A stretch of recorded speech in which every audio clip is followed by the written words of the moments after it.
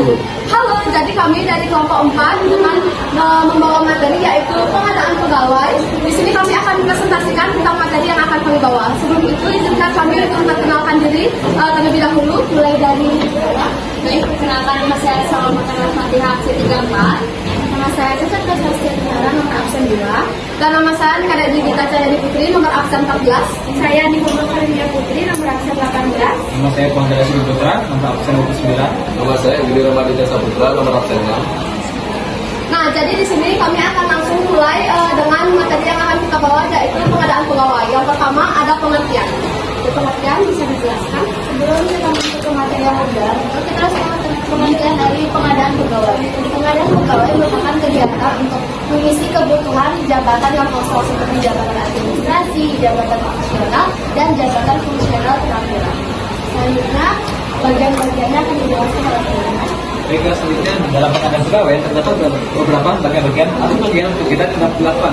Yang pertama adalah perencanaan kebutuhan pegawai. Jadi suatu perusahaan itu atau suatu lembaga akan merencanakan apa posisi kebutuhan perusahaan tersebut. Mulai dari masalah apa yang dihadapi. Misalnya perusahaan yang dialami adalah kekurangan desain grafis, maka dibuka lowongan pekerjaan untuk desain grafis. Selanjutnya yang kedua adalah rekrutmen. Nah, di kegiatan ini akan dibuka dan disebarkan informasi-informasi mengenai lowongan pekerjaan yang dibutuhkan oleh suatu perusahaan atau lembaga. Dan yang ketiga adalah seleksi. Di bagian seleksi ini akan dilakukan beberapa kegiatan seperti tes wawancara, tes tulis, dan lain-lainnya. Selanjutnya di bagian keempat akan saya perlihatkan saja. Baik, yang keempat adalah penempatan, yaitu adalah menempatkan pegawai baru pada posisi yang sesuai dengan keterampilan dan juga pengalaman mereka. Yang kelima ada orientasi dan induksi, yang dimana perusahaan akan memberikan pengenalan tentang organisasi, budaya kerja, dan tanggung jawab pekerjaan kepada pegawai baru. Ini akan dilakukan oleh rekan-rekan. Baik, selanjutnya ada pelatihan dan pengembangan. Nah, di pelatihan dan pengembangan ini akan memberikan pelatihan awal yang diperlukan untuk menjalankan tugas serta pengembangan dan meningkatkan keterampilan dan kompetisi dari pegawai. Setelah itu yang terakhir ada evaluasi dan umpan balik, yaitu menilai kinerja pegawai baru dengan masa percobaan dan memberikan umpan balik yang konstruktif untuk perbaikan.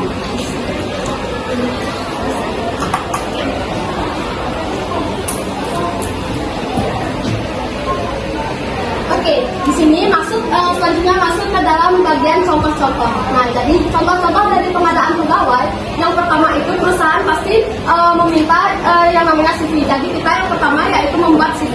CV ini gunanya agar perusahaan itu tahu apa sih profil kita, apa sih kelebihan kemampuan yang kita punya, dan sebelumnya itu ada apa nggak sih pengalaman yang kita punya. Lalu yang kedua itu ada surat lamaran kerja. Surat lamaran kerja ini pasti sudah memang diperlukan dalam mencari kerja, karena di situ merupakan tentang informasi-informasi dari bagian apa sih kita inginnya di perusahaan tersebut. Lalu yang ketiga itu melakukan interview. Nah, jadi perusahaan itu pasti nggak semena-mena untuk merekrut tenaga kerja barunya, karena ada posisi-posisi yang mungkin mereka inginkan dalam perusahaan mereka. Nah, lalu yang ketiga itu ada pelatihan pegawai. Pelatihan pegawai ini adalah melatih kemampuan dari pegawainya tersebut. Kalau sudah direkrut, maka akan diadakan pelatihan pegawai. Nah, dan di sini kita menyediakan tentang link video atau dalam bentuk dapat. Nanti bisa dicek di sana. Dan sekian dari presentasi dari kami. Jika ada kesalahan kata, kami mohon maaf. Dan sekian, terima kasih. Salam Santi. Om Santi Santi Santi Om.